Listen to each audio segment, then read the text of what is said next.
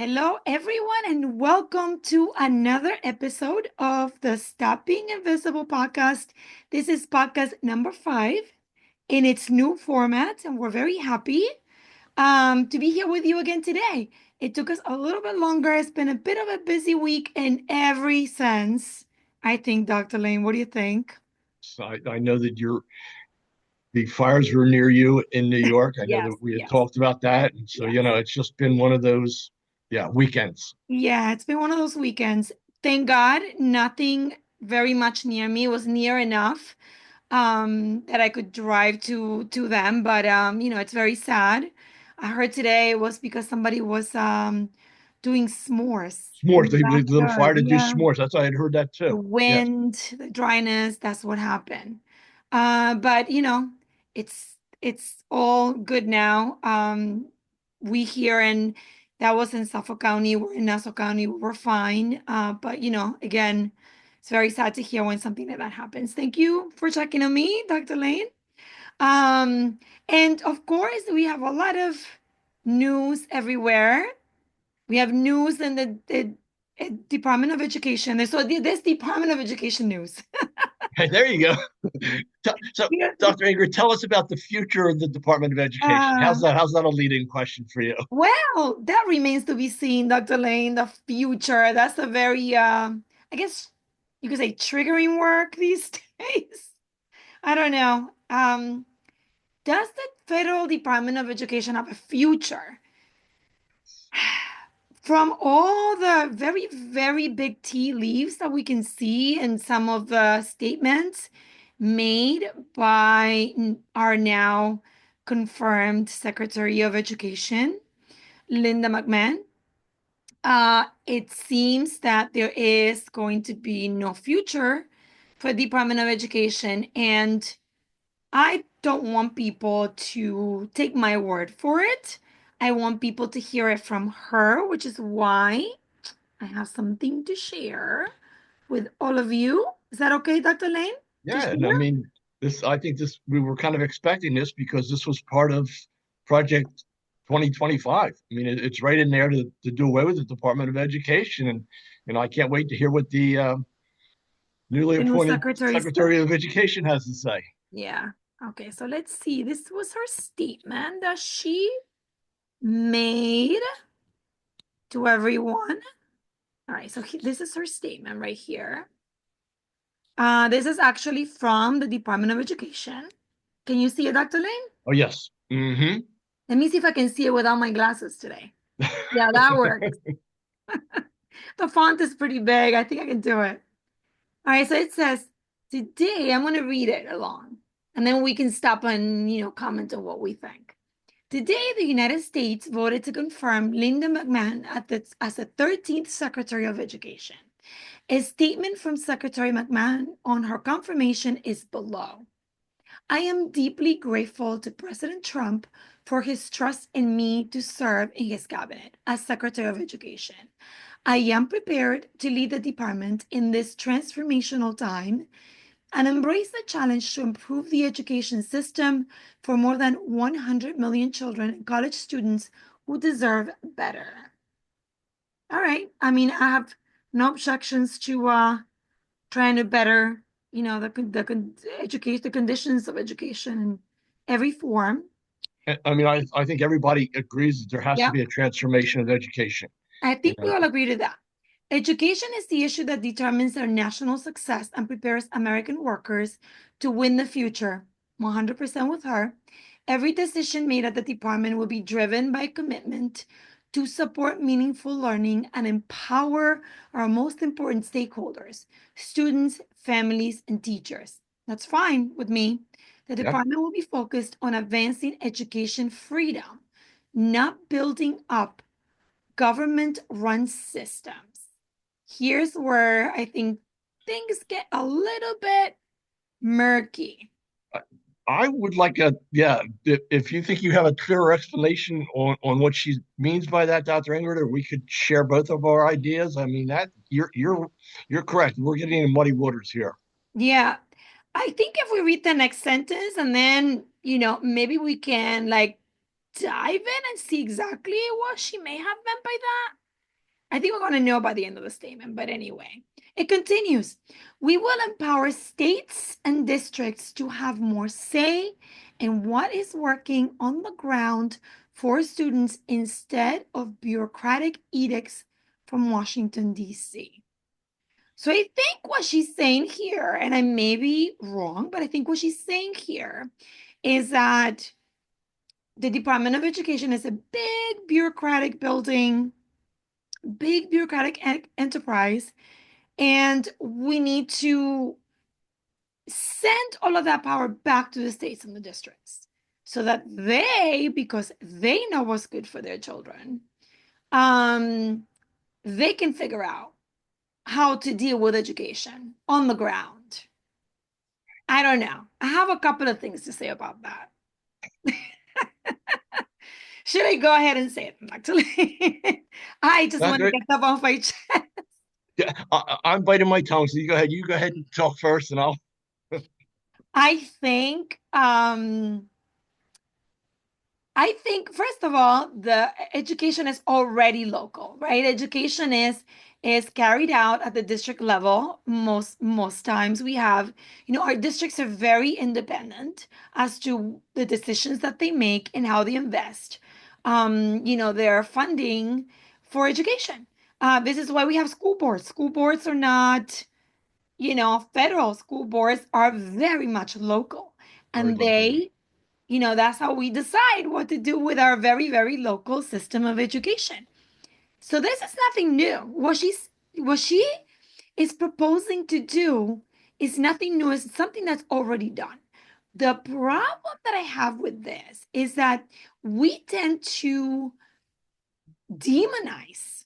We tend to demonize all the big bureaucratic systems without giving them the credit that they deserve in trying to level up the playing field between my district, Dr. Lane, which, truthfully, my district is very well off. We have a lot of Hmm. funds. We can have a lot of programs in my district. My state is running very well, when it comes to education. We do see differences, of course, from rural areas to more urban areas, right? Suburban education is probably the best. We see that because we see that education is super, super local. However, and when it comes to certain children that need the help, for example, children with disabilities, we need the same funds everywhere.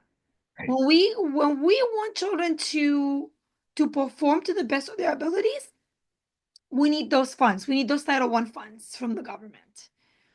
So you tell me, what do you think, Dr. Lane? well, uh, just to add on to your Title I funds, I mean, they are very important to balance the playing field, as the term goes.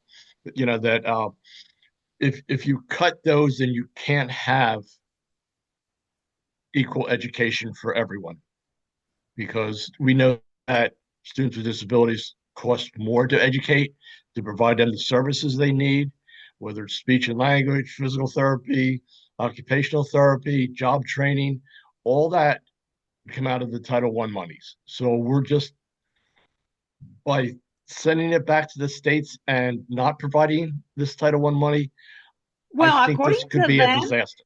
according to them, funding will not be cut. I just want to know,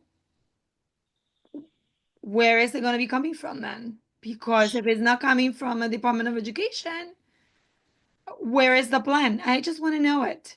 If she went right ahead to say this on the day of her confirmation, I want to know what she is planning to do with Title I monies, with IDEA money that's owed to the states. Right. I'm going to continue reading if you don't mind, Dr. Go Lane. ahead. No, go ahead. So she continues. President Trump pledged to make American education the best in the world. I have no qualms with that. I'm all for it. Return education to the states where it belongs. It's already there, by the way, like I said. And free American students from the education bureaucracy through school choice. More Mm, murky stuff over here. yes. I intend to make good on that promise. And that's where the statement ends. Um, I don't know. What do you think about that last bit, Dr. Lane? The free American students from the education bureaucracy through school choice. I think there's a lot to unpack there. That school choice is always a hot topic, and after hearing you read this, I think that this kind of falls in line with a lot of the actions we're seeing by this administration. We're causing anger with some people. We're causing confusion with a lot of people. Yeah. Those would be the two words that this administration is getting real good at is the anger and then the confusion because we're not using clear cut words to explain what we Right. want. Exactly. 100%.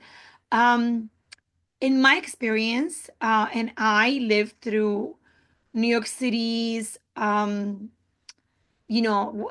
hype around school choice.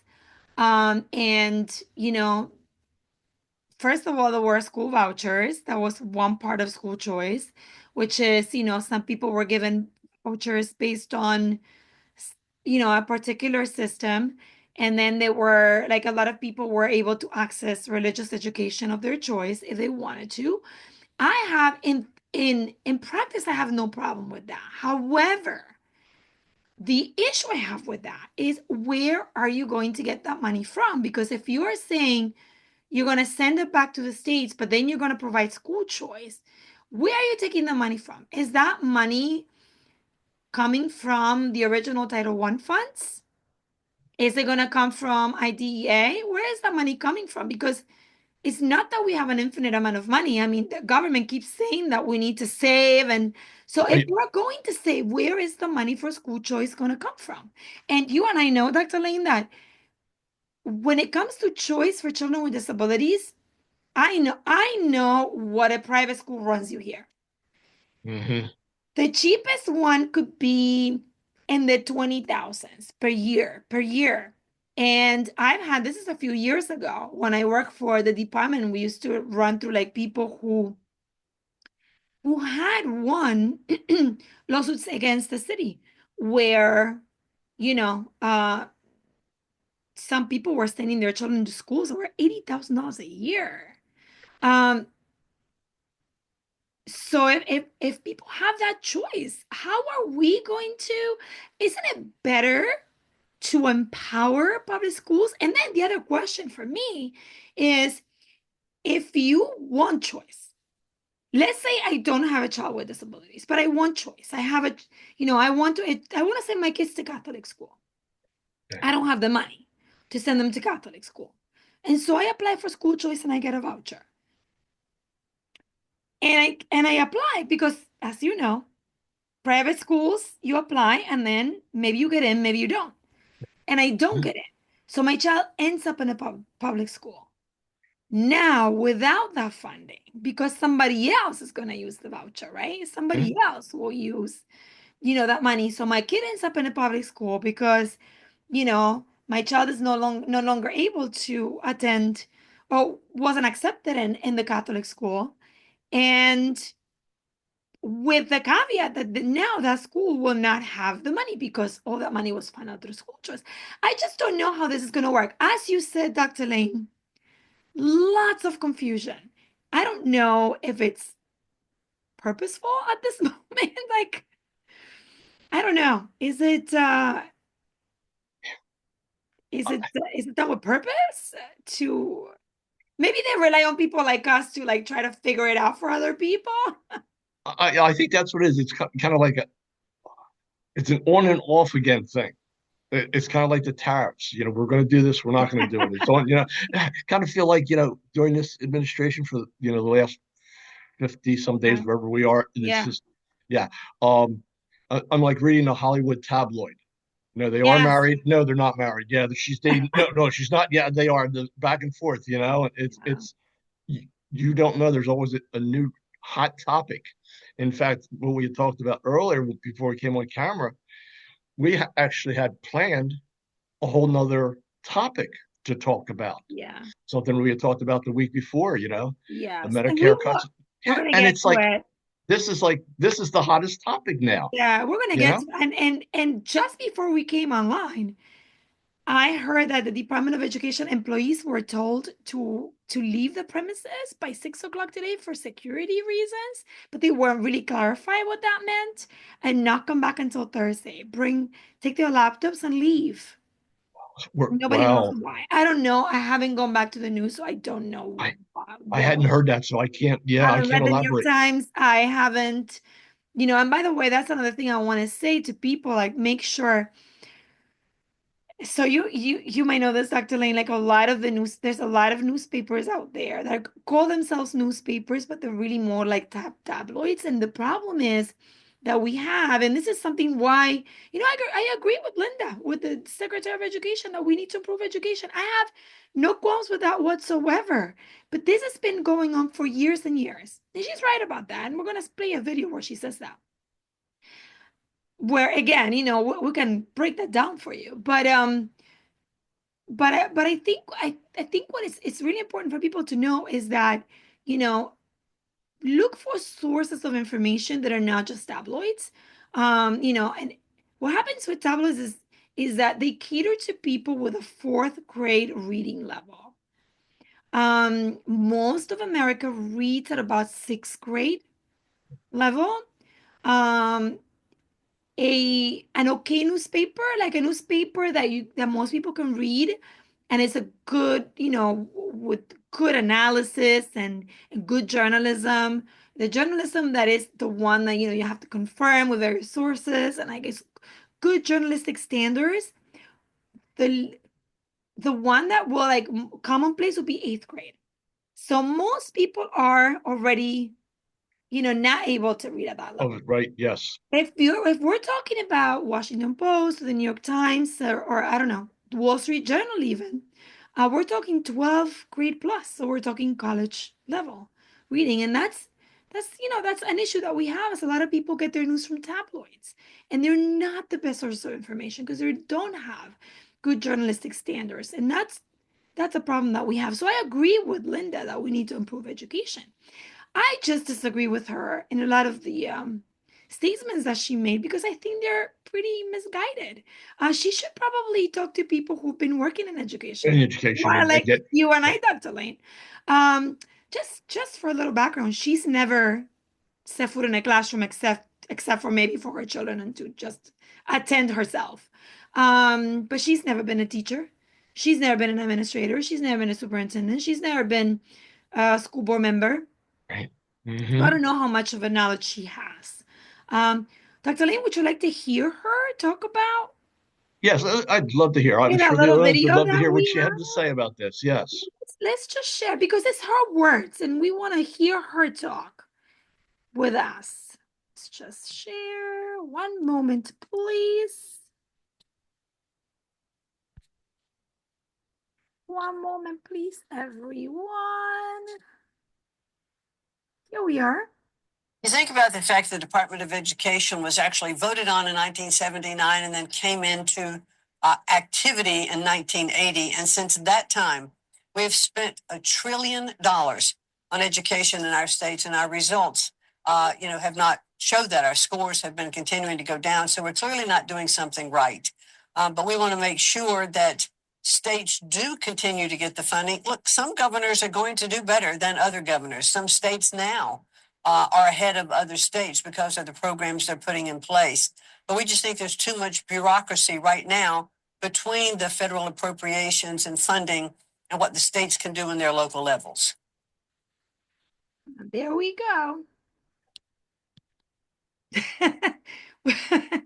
I don't know. I feel like I have to unpack that one too. I think we ought to dissect that and put it, yes, in good. Um, Yes, one of the main reasons why the Department of Education came into being, Dr. Lane, was because of that wonderful law that we all talk about, PL 94-142. And we Yes, spent all that money because we decided that people with disabilities, children with disabilities, were just as worthy of an education. right. And Yep, that's why we spent that money. Right. We spent a lot of money on them, yes, but do you want to take bets as to how much it's going to cost us if all the parents of children with disabilities were suddenly given the choice to send them to private schools?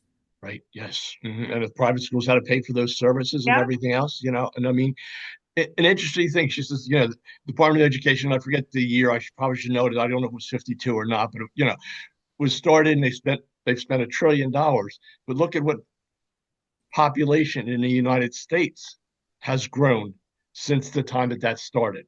Yeah. 60 some years ago, whatever that would be. Sorry, I can't do it off the top of my head right now. But, we're talking, okay, sure, we spent $1 trillion over that time, but the population of children that we need to teach Yeah. Has has also exploded. grown. Yes. Yes. Yes. And even children with disabilities, like, Right. just look at, the diagnosis of autism, for example, Right. and the services that those children need. And you may be listening to us and thinking, well, but I don't care. I don't have a child with disabilities. But you never know. Right. Like I said, you may cross the street Yep. one day with your children. I actually had a couple of families with a traumatic brain injury, both parents and children, and one of them because they crossed the street, exactly the same thing that I'm telling you. Cross the Mm. street Oh. and they were run over by a truck. Yeah, mother and son.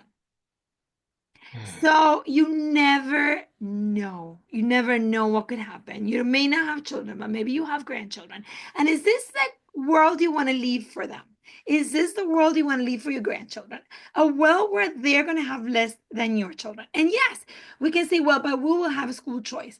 I will believe that when I see the funding. But if you are claiming that you don't have funding for Title I or DA, or you can't pay your, I don't know, 6,000 Department of Education employees, I don't know how you're going to do school choice.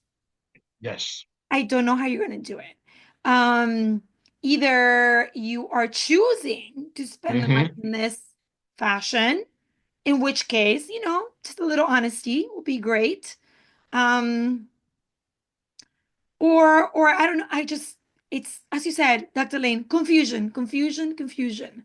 And people like us, you and me, to like dissect everything that's going on.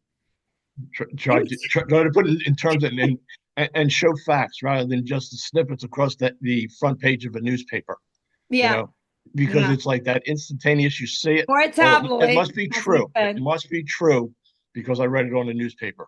But Yeah, like you said, there's certain newspapers that you can yeah, depend on and know that what they're saying is true. But just because you hear somebody say it yeah. doesn't Or you always saw it mean on it is. Facebook or Instagram or Right. TikTok these Yes. days. They're not your best source of information. Always check your sources. It's very important. Yeah. Nothing. But I don't know where we are on the time, but I know that, maybe if we're close to ending, yeah, um, I think I, just looking at the time here, we probably have a few minutes left.